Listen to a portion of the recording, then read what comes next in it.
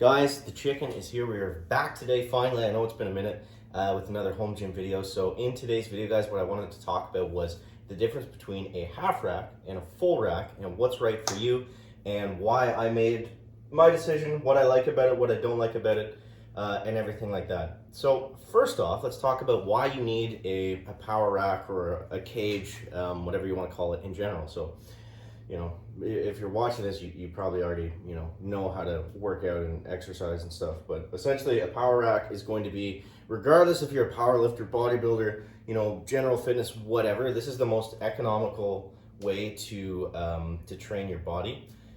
You're going to be able to do, full upper body, full lower body.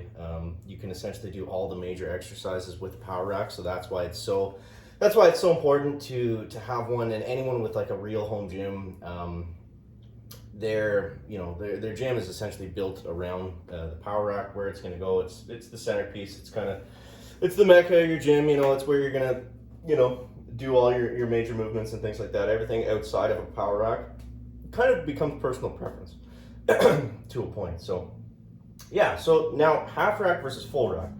The main difference obviously is that a full rack is just a bigger extended half rack, and it's going to be more expensive. It's going to take up more space. It's going to take up more footprint. It's going to take up more, likely more ceiling space. We'll talk about that in a second. But yeah, so the main, if you have unlimited space, unlimited budget, you have no issues, you just want the best of the best, you're probably going to want a full rack. It's going to allow you to use more attachments, more add-ons. You can do more exercises out of it. But for most people, you're not going to have the space and maybe not the budget to warrant getting a full rack. Because most people, if you're starting a gym in your house, unless you're in like a huge garage, and you can't get a full rack that's more, sized like correctly for your space. Like you can get 72-inch full racks, they make those too. But I'm going to talk about why I went with this, just to give you guys an idea. So the reason I went with a half rack was for two reasons mainly. So the first was my ceiling height issue. Now, from the floor to the floor joist, I've got 75 inches, 72 inches, somewhere in there. It's different, it's all uneven. It's an old home, so it's not built like a new home where everything's, sound and squared off and all that stuff. So I don't have a lot of ceiling space down here. That was my main concern. My second concern was I do have a lot of floor space. I've got a wide, I've got a wide open basement here. I've got I don't know what it is in total, 500 square feet, something like that. So I'm not really worried about the footprint. But for me personally, I used to work out I worked at a powerlifting gym for, a few years before I went the home gym rep. And with that, I used a lot of full racks. I used half racks. I used everything in between. And I never liked the feeling of squatting in a cage. I never liked the feeling of a full rack. What I love about the half rack is you can just get under the bar. If you're going to fly backwards or if you misstep or something, you're not going to clang against the uprights. You're wide open in here. You got lots of space. You can come in. You can do whatever you want. With a full rack, I was always mindful when I was stepping out, because even though it's big, it's not like you're not going to have 6 or 8 feet of space. So I was always mindful of when I was inside a full rack. I was always mindful of the fact that I couldn't step too far back, and I was just always thinking about it. It was always in my mind where those back uprights were. So for me, I didn't like the feeling of squatting in a cage. Now that's personal preference. So that's going to come down to how you feel personally. That's up to you. That's why I went with this. Was number one for footprint, ceiling space, and then number two for personal preference of just not liking squatting inside of a rack.